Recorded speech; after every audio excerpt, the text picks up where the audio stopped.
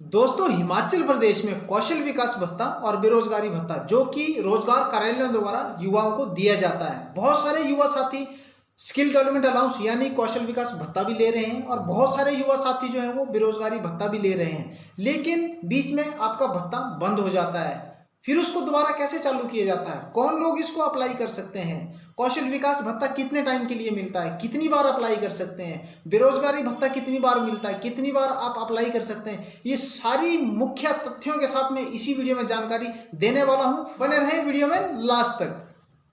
नमस्कार दोस्तों, स्वागत करता हूं आपके अपने राकेश चंब्याला ऑफिशियल यूट्यूब चैनल पे। दोस्तों, आप सब बढ़िया होंगे, मैं ऐसी ईश्वर से कामना करता हूं। आज की जो वीडियो लेके आया हूं मैं, विशेष वीडियो बहुत इंपॉर्टेंट होने वाली है पूरे हिमाचल के युवाओं के लिए, जो कि कौशल विकास भत्ते और बेरोजगारी भत्ते के ऊपर रहने वाली है। दोस्तों, शायद आप भी उनमें से होंगे जो मेरी वीडियो देख रहे हैं और आपका बेरोजगारी या कौशल विकास भत्ता लगा हुआ है, लेकिन कई बार ऐसा होता है कि बीच में अचानक से भत्ता बंद हो जाता है, कैंडिडेट कंफ्यूज हो जाता है, या तो फिर ऐसा होता है कि अकाउंट में आ रहा है, लॉगिन आईडी पे शो हो रहा है, लेकिन अकाउंट में ही नहीं पहुंच रहा है और बिल्कुल युवा परेशान हो चुका है कि भत्ता आ तो रहा है लेकिन अकाउंट में क्रेडिट क्यों नहीं हो रहा, जबकि ट्रांजैक्शन हिस्ट्री में सारा कुछ दे रहा है कि आपका अलाउंस जो है वो इतने टाइम से इतने टाइम के बीच में आ चुका है। उसी की विशेष चर्चा आज आपके बीच में लेके आया हूं। दोस्तों, इस जानकारी को ज्यादा से ज्यादा शेयर करें ताकि हर हिमाचल का युवा इस चैनल का बेनिफिट ले सके। और विशेष सबसे पहली इंपॉर्टेंट चीज मैं आपको बता दूं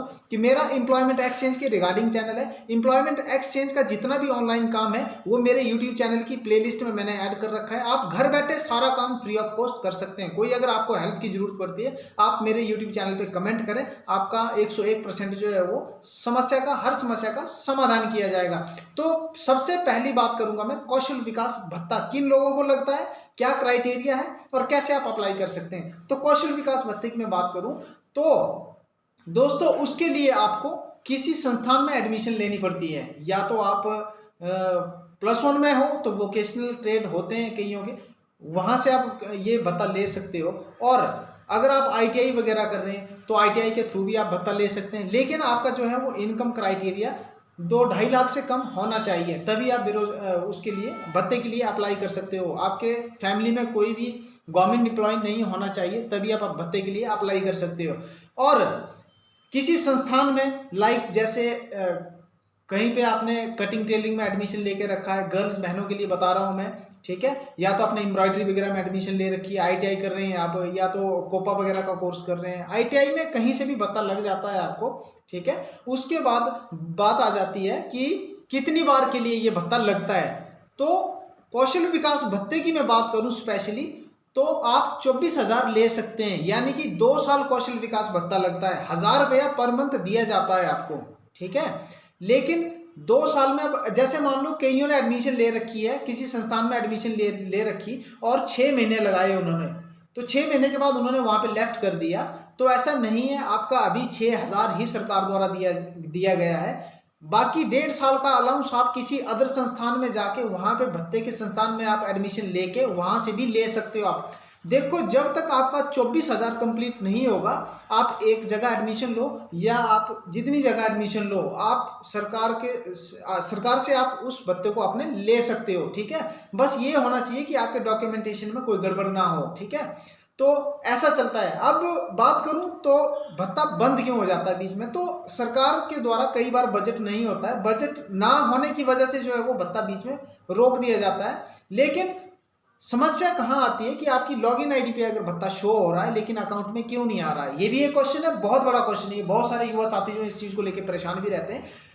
तो मैं ये बता दूं कि अगर आपका रोजगार कार्यालय से भत्ता जो है वो कंटिन्यू चल रहा है तो उसमें कोई दिक्कत नहीं है। तो यहां से ट्रांजैक्शन जो है, एम्प्लॉयमेंट एक्सचेंज से जो ट्रांजैक्शन है वो होती रहती हैं। लेकिन जब आपका भत्ते का बजट आ जाता है तो ही आपको जो है वो क्रेडिट किया जाता है अलाउंस, तब भी आपके अकाउंट में आता है। तो अगर आपके साथ भी ऐसा हो रहा हो कि आईडी पे शो हो रहा है और अकाउंट में नहीं आ रहा, तो बिल्कुल परेशानी लेने की जरूरत नहीं है। लेकिन हाँ, आईडी पे अगर आपका भत्ते का स्टेटस टेम्परेरी स्टॉप्ड बताता है तो आप अपने एम्प्लॉयमेंट एक्सचेंज में कंसर्न करिए। अगर भत्ते का स्टेटस अप्रूव बता रहा है तो आपको कहीं कंसर्न करने की जरूरत नहीं है, आपका भत्ता चल रहा है। जैसे ही भत्ता जो है अकाउंट, जैसे ही बजट आता है वैसे ही आपके अकाउंट में क्रेडिट कर दिया जाता है। अब बात करता हूं मैं बेरोजगारी भत्ते की। बेरोजगारी भत्ता सबसे पहले तो युवा जो होना चाहिए वो +2 पास होना चाहिए, ठीक है। 1 साल से नाम दर्ज होना चाहिए, यानी कि अब क्या, किसी ने 2017 में अगर नाम दर्ज करवा रखा है, 2020 तक उसकी एम्प्लॉयमेंट कार्ड की वैलिडिटी थी और वो करंट टाइम पे रजिस्ट्रेशन करवाते हैं तो वो फ्रेश रजिस्ट्रेशन माना जाता है, ठीक है, नया पंजीकरण माना जाता है वो, तो आप भत्ता नहीं ले सकते। आपका मिनिमम 1 ईयर का सीनियोरिटी होना चाहिए एम्प्लॉयमेंट एक्सचेंज में, तभी आप भत्ते के लिए इलिजिबल पाए जाते हैं, तभी आप अप्लाई कर सकते हैं उसको। उसके लिए भी क्राइटेरिया यही है कि आप 21 साल से 35 साल के बीच में एज होनी चाहिए आपकी, +2 पास होने चाहिए, आपकी इनकम और बेरोजगारी का सर्टिफिकेट दोनों होने चाहिए आपके पास, तभी आप भत्ते के लिए अप्लाई कर सकते हो। अब मान लो किसी ने बहुत टाइम पहले लगाया था भत्ता और उन्होंने रिन्यू नहीं करवाया, जैसे 2022 में लगाया था, 2024 में खत्म होना था, 2023 में उन्होंने रिन्यूअल नहीं करवाया, तो ऐसे लोग अपना एम्प्लॉयमेंट एक्सचेंज में जाएं और वहां पे जाके कंसर्न करें, वही आपको आगे आगे की जो है वो प्रावधान बता देंगे आपको, ठीक है। लेकिन जिसका भत्ता कंटिन्यू चल रहा है तो वो उनको कोई भी घबराने की जरूरत नहीं है। और सी फॉर्म की बात करूं मैं, आपको पता होगा कि सी फॉर्म भी एम्प्लॉयमेंट एक्सचेंज में जमा किया जाता है, तो सी फॉर्म हर साल के अप्रैल महीने में जमा किया जाता है, ठीक है, क्योंकि जो बजट सेशन होता है वो मार्च में क्लोज हो जाता है, अप्रैल से नया बजट स्टार्ट होता है, तो आपको आपका जो है ऑटोमेटिक 31 मार्च को जो है वो भत्ता क्लोज हो जाता है, खुद ही सिस्टम उसको स्टॉप कर देता है और मार्च अप्रैल में आके आपको सी फॉर्म सबमिट करवाना पड़ता है, अगर टाइम से आते हैं तो। अगर बहुत मंथ के बाद आ रहे हैं, आप सी फॉर्म नहीं आपने अप्रैल में जमा करवाया, तो आपको फिर और फॉर्मेलिटीज भी लगानी पड़ सकती है और वो जमा करवानी पड़ सकती है। इसके लिए भी आप एम्प्लॉयमेंट एक्सचेंज में एक बार कंसर्न कर लें। तो इतनी सी इन्फॉर्मेशन थी, आई होप सो ये इन्फॉर्मेशन आपको बहुत अच्छी लगी होगी। और बेरोजगारी भत्ते की मैं एक इन्फॉर्मेशन जरूरी देना चाहता हूं कि ये भी 2 साल के लिए लगता है। जैसे ही आप 24,000 आपके अकाउंट में क्रेडिट हो जाता है तो आपको फिर भत्ता नहीं लगता है। अगर हाँ ऐसा हुआ है कि मान लो आपने 6,000 पहले क्रेडिट हुआ, या मान लो 12,000 आपको क्रेडिट हुआ, 1 साल भत्ता मिला, उसके बाद आपने एम्प्लॉयमेंट कार्ड जो है वो रिन्यू नहीं करवाया है और आपका भत्ता एकदम से बीच में ही बंद हो गया।